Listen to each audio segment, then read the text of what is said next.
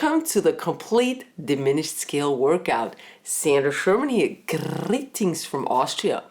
You'll learn the theory and how to use the diminished scale and its arpeggios. I'll also be showing you exercises and licks, of course. You can download all the lesson material like tabs, scale, and arpeggio diagrams, audio files, backing tracks from the link down below in the description box. And the tabs include text remarks on what shapes and arpeggios I use.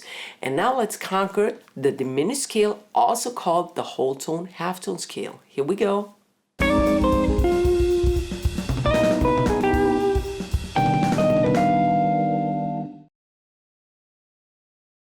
The diminished scale is a symmetrical 8-tone scale. We have a whole tone followed by a semitone. And this pattern is repeated 4 times. That's why the scale is also named the whole tone halftone scale. There are actually 2 different diminished chords in a diminished scale. The main one is C diminished, and the other one in between is the D diminished. There are also 4 major triads in the scale: the D, F, G sharp or A flat, and B major triads. Assigning a chord to every pattern gives you a great overview and helps you to focus on the important tones, the chord tones. So here we go. Let's go to the first position, and we are in the key of C diminished. Here's a C diminished chord. That's the 3rd, 4th, 2nd, and 4th fret of the inner 4 strings. And here is the root, obviously. That's the C. And put your pinky now where the ring finger has been in the chord and start your pattern 3 to the left. So this is your formula. Your pinky goes where the ring finger goes, and here is your chord, your scale formula. We have whole tone, half tone, whole tone, half tone, whole tone, half tone, whole tone, half tone, whole tone, half tone, whole tone. So you see, it's always symmetrical. 2 pairs, a pair of strings is being repeated. And for me, that's the best way to memorize it. And the best it repeats itself all 3 frets. So that's because it's symmetrical. So here's your diminished scale. And you can do the same thing, that's even easier, from the ring finger, starting with the index finger. And that's the same pattern as we have 3 frets up. We started on the 1st fret, so we can also start on the 4th fret. Same pattern.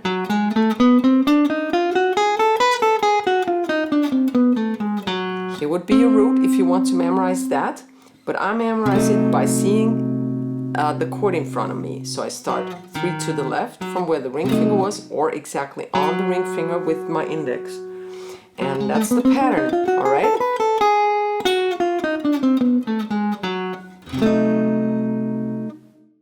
Okay, let's go further up the neck and let's pick this C diminished chord. That's the C on the 8th fret. Then I bar on the 7th fret, 8th fret, 7th fret. So that's another C diminished chord. And I start from where my index starts on the 7th fret of the D string. It's the same pattern. Why is that? Because remember, we started on the 1st fret, on the 4th fret, plus 3 is 7. The diminished scale repeats itself all 3 frets. All right, so the same pattern as we had before. Now the same is true 3 frets up, and the chord for this is here, this C diminished chord. From the D string. We had one from the A string, one from the E string, and now one from the D string. They all start on the C, right? C diminished. That's 10, 11, 10, 11, the upper 4 strings. And you start from here. So we start at 1st fret, 4th fret, 7th fret, and 3 is 10th fret. Same pattern.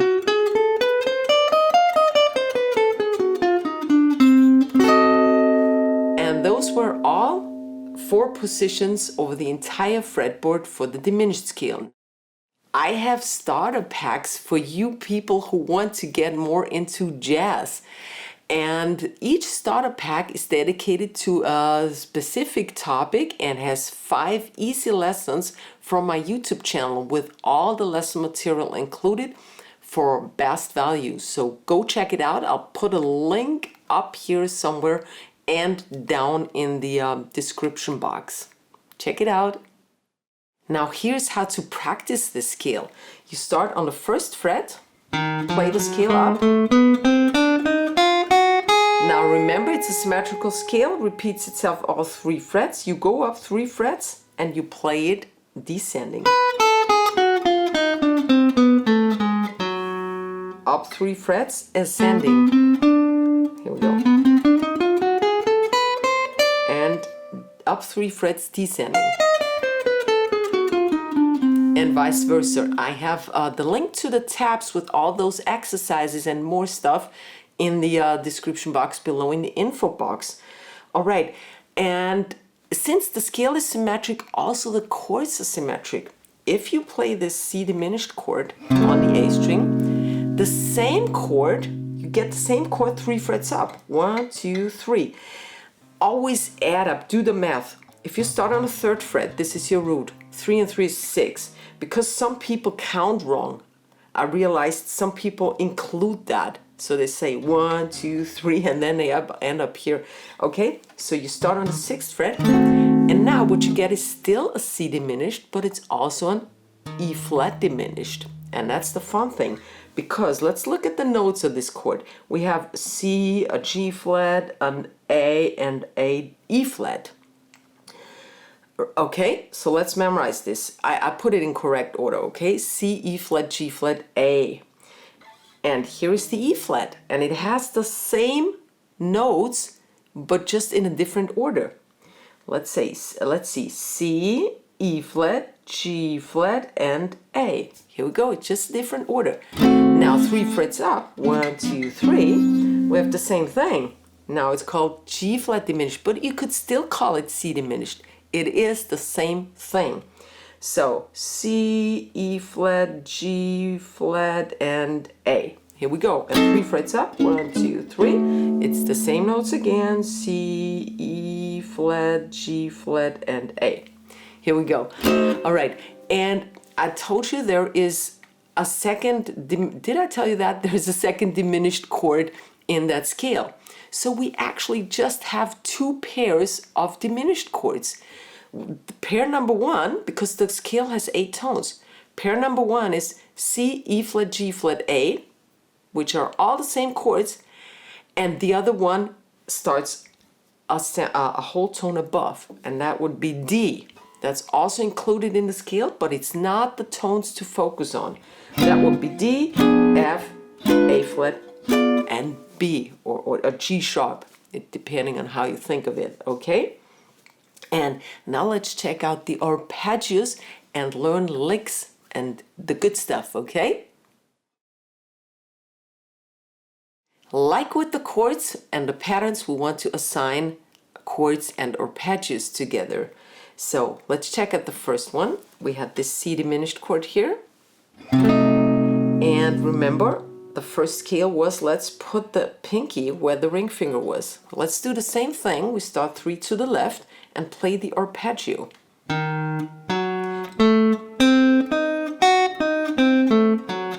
Now the arpeggio, like the chord, consists only of flat thirds, minor thirds.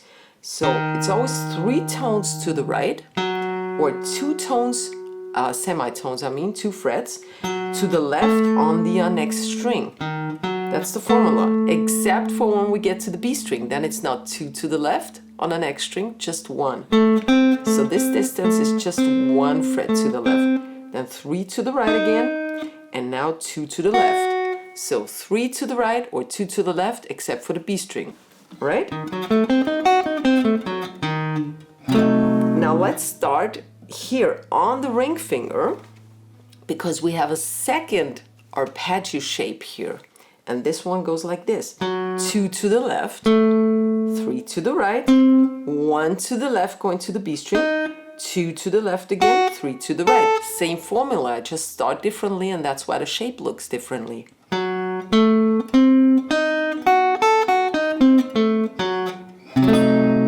See? And here's the third one, starting on the index, like the scale. And we have the same as in the first one, because that one repeats itself. All the arpeggios also repeat themselves, all 3 frets. So shape number 1, this is again. Right? That's what you've got to focus. Chord, start of the shape. Always put your chords and your shapes, be it scales or arpeggio, in relation to each other. So you see things. Not only hear them, but on guitar also see them. Okay, let's go to the next voicing. Here, C diminished we had, remember?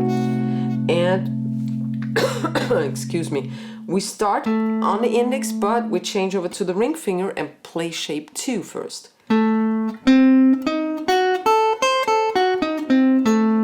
Now we start on the index and play shape 1. This way we can play through the entire fretboard, all over the fretboard. Next chord, C diminished from the D string, and we start with the shape 2 that goes to the left. Upsala. And to the right.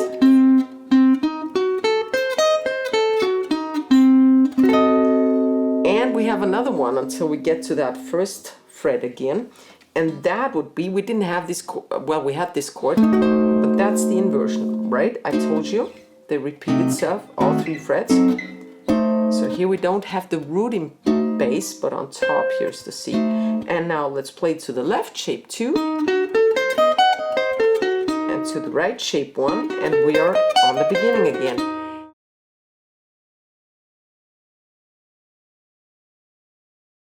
If you made it this far into the video, I'm guessing you're enjoying this tutorial. If you want to help to keep the free video tutorials running, please support this channel, and you can do so by clicking the join button right next to the subscribe button to see the available options there are. You'll also get some neat perks for it, like mini lessons. Thank you very much.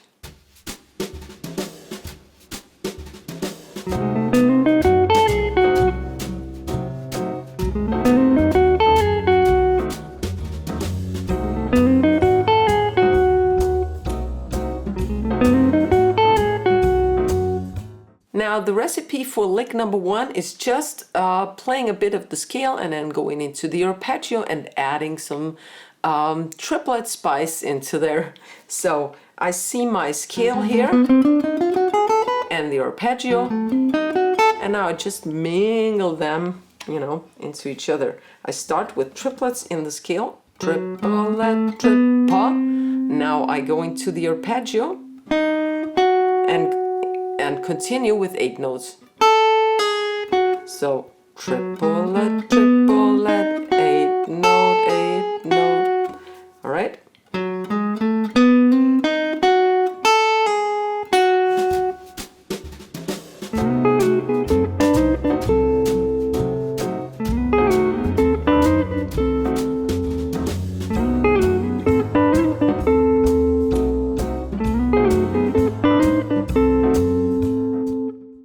The diminished chord and a diminished scale includes very nice sixths, intervals of sixths. And sixths are reverse thirds, and a chord always consists of thirds, and that's why it sounds so pleasing to the ears, those sixths. So let's check it out. We have the diminished chord here, and I already see a sixth here. A sixth is always two strings apart on the same fret, at least in this string pair. I also see that with this C diminished chord here, here's one, here's another one, by the way, yeah. So, and in the scale also, because it's symmetrical, we have 7, 9, 10, and if I skip one string, we also have 7, 9, 10. So what we get is these 6 intervals. and the strings in between have the same thing, but with the middle finger. 7, 8, 10, and skip a string, 7, 8, 10. Now from the G to E string you have 7, 8, 10. Those are all major sixths. And in my lick I did nothing but just fooled around with it a bit. I started on that A, slide it up to the B, and while this rings I play the G sharp here. Then I slide back with both of them. Then I either slide to the ninth again or I play it again, depending how I feel. It's triplet, and then the 8 notes. Slide again. Right? Oh, sorry.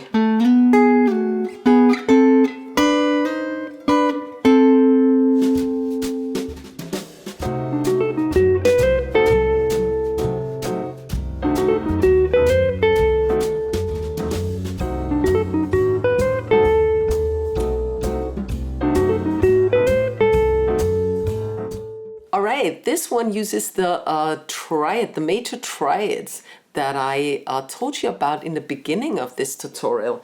We have the D, F, A flat and B major triad in the scale.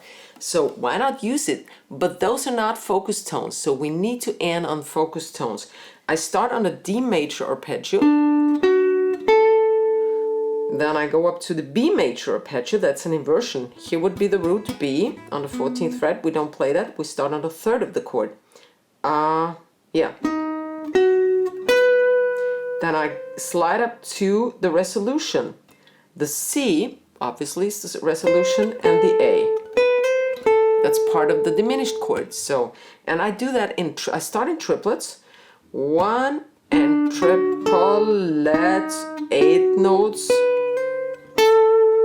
1.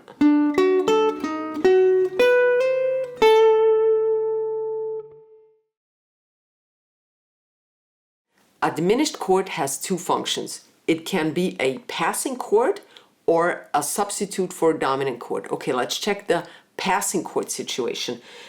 C would be your diminished, and that connects the B to the D flat. So it's a chromatic passing tone usually.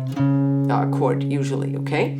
So you and maybe on D flat major, D flat dominant, D flat minor, whatever D flat. Let's say D flat major. Then you have to watch out to land after the C diminished, to land on a chord tone of that D flat major chord. Let's say, just for simplicity, the D flat. You land on the D flat. So you play something like one of the licks or a C diminished arpeggio. Now you have the D flat major chord and you resolve it, and the best resolution is always a semitone or a whole tone. Okay?